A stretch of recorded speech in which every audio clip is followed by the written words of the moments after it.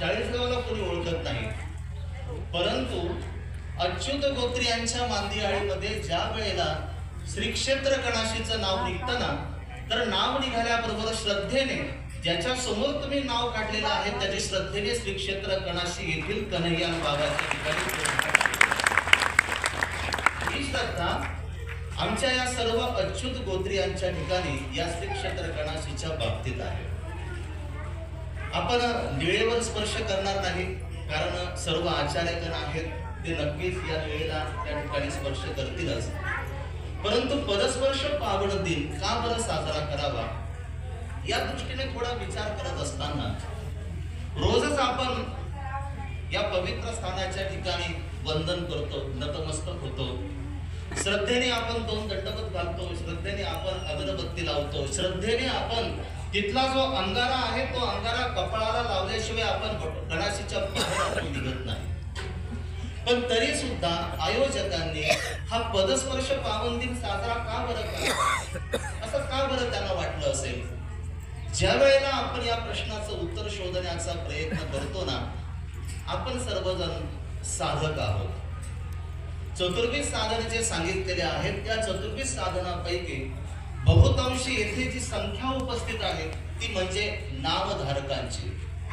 वासनिक तर त्याच्या पुढचा टप्पा आहे, त्याची पुढची अवस्था ती वासनिक आहे, नामधारकांची. आणि जीवाचा असा एक स्वभाव आहे की एखादी गोष्ट जर त्याच्या जवळ जर असेल ना, तर कालांतराने त्याला त्याचं महत्त्व राहत नाही, मलिनत्व त्याला प्राप्त होतं. याला शास्त्रीय परिभाषेमध्ये पातलेपण असं म्हटलेलं आहे. आणि हे पातलेपण प्रत्येकाच्या जोही जीव आहे, जोही साधक आहे, या साधकाच्या ठिकाणी ते पातलेपण नकळतपणे ते लागल्या जातं, त्यातून मलिनत्व निर्माण होतं. आणि जे काही मलिनत्व आपल्याला प्राप्त झालेलं आहे हे मलिनत्व दूर करण्यासाठी या पदस्पर्श पावन दिनाची गरज आहे. याच्या आधी कधी पदस्पर्श पावन दिन संपन्न होत नव्हते, परंतु जेव्हा अगदी कालतिथीनुसार सर्वज्ञ श्री चक्रधर स्वामी कोणत्या गावाला, कोणत्या तारखेला, कोणत्या वार, कोणत्या तिथीवर सर्वज्ञ श्री चक्रधर स्वामी आलेले आहेत, त्यावेळेला या साधनवंतांना असं वाटलं की चतुर्विध साधनांच्या ठिकाणी एक असन्निधान धर्मामध्ये आम्ही आमची घडवणूक साधना आचरण करत असताना आम्हाला प्रत्यक्ष परमेश्वराचं सन्निधान नाही, एवढं आमचं भाग्य नाही.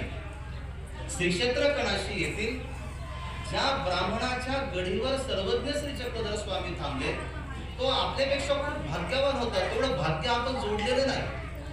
त्याला तर प्रत्यक्ष त्या श्रीमूर्तीचं दर्शन आहे, त्याला तर त्या श्रीमूर्तीची सेवा घडलेली आहे, त्या परमेश्वर अवताराची सेवा घडलेली आहे. आम्ही तर असन्निधानामध्ये आलो. या असन्निधान धर्मामध्ये आचार्यगणांनी आम्हाला त्या परमेश्वराची ओळख करून द्यावी आणि मग आपण आपलं जे सर्वस्व आहे ते सर्वस्व परमेश्वराला समर्पित करण्याचा आपण प्रयत्न करतो. आणि म्हणून जीवाचा हा स्वभाव आहे की जीवाला मलिनत्व प्राप्त होतं. आणि या विधींच्या माध्यमातून, या अवसरांच्या माध्यमातून, हा कार्यक्रम नाही, हा एक अवसर आहे. आणि आपल्याच श्री क्षेत्र कणाशी येथील सर्व साधनवंतांनी आपल्यासाठी ही एक सुवर्ण संधी प्राप्त करून दिलेली आहे.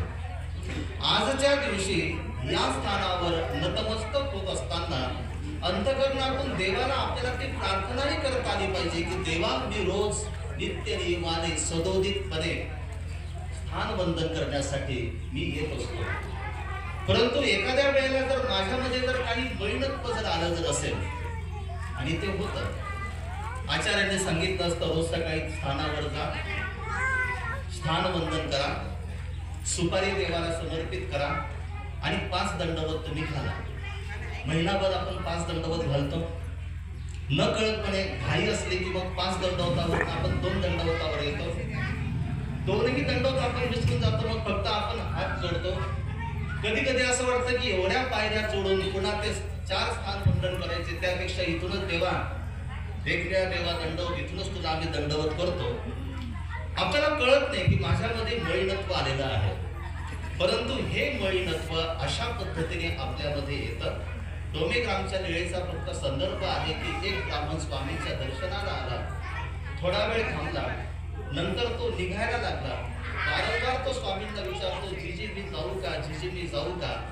आचार्य श्री नागदेवाचार्यांना कळत नाही.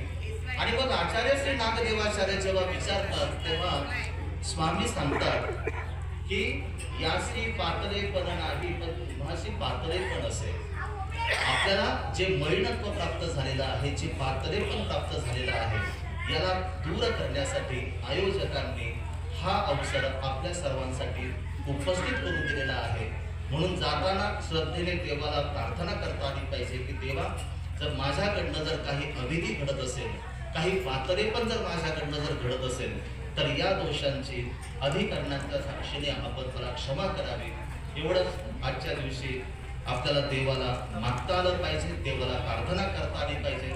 एवढाच आपल्याशी संवाद साधून लांबलेल्या शब्दांना या ठिकाणी विराम देतो. सर्व श्री चक्रधर स्वामी की जय. धन्यवाद बाबाजी, अत्यंत कमी शब्दात